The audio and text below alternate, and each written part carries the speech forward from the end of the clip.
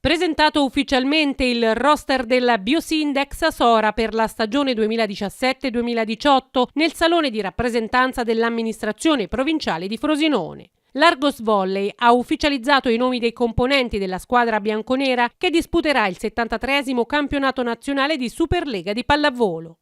Ad aprire la conferenza di presentazione i saluti del presidente della provincia Antonio Pompeo, che ha espresso il piacere di ospitare a Frosinone una eccellenza dello sport del territorio.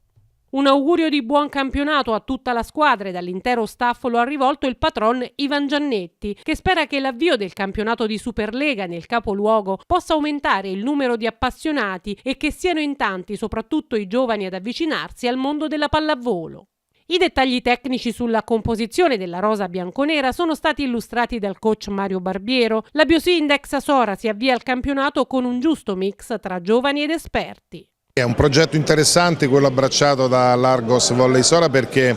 prevede,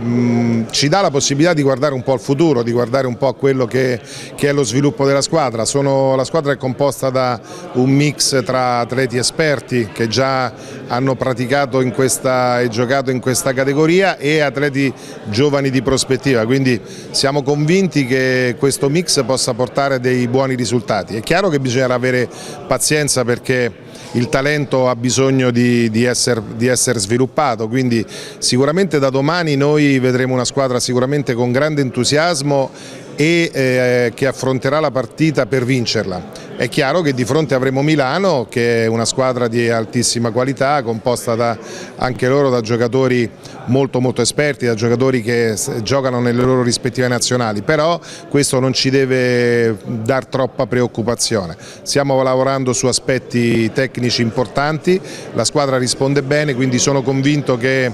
se il pubblico ci darà una mano domani di poter fare una bella gara. Il capitano della compagine sorana Mattia Rosso ha espresso la volontà di fare in questo campionato meglio dello scorso anno, non nascondendo le difficoltà ma puntando sull'impegno. Noi puntiamo a fare meglio dell'anno scorso, non sarà facile perché comunque secondo me il livello si è alzato ulteriormente, le squadre anche di fascia medio-bassa, quindi come la nostra, si sono rafforzate un bel po'. Chiaro che come dicevo prima l'anno scorso abbiamo fatto un buon numero di vittorie e tantissime partite un po' gettate le ortiche sul finale, quindi il nostro auspicio per quest'anno è sicuramente, oltre che la parte tecnica e tattica, quindi crescere come gruppo perché comunque sono tanti ragazzi giovani e a livello di risultati ci piacerebbe quindi fare un pochettino meglio dell'anno scorso, quindi qualche vittoria in più e poi magari regalarci un bel colpaccio contro una squadra insomma, di quelle che lottano per lo scudetto in casa, insomma, da far felice e portare questo messaggio un po' nel territorio. Ad ufficializzare i nomi del roster bianconero e dell'intero staff della Biosindex Sora è il general manager Adi Lami. Il nostro campionato ovviamente, nonostante che noi come società siamo della città di Sora, ovviamente nasce lì la società, ma lo sport ad alto livello deve assolutamente appartenere ed essere seguito da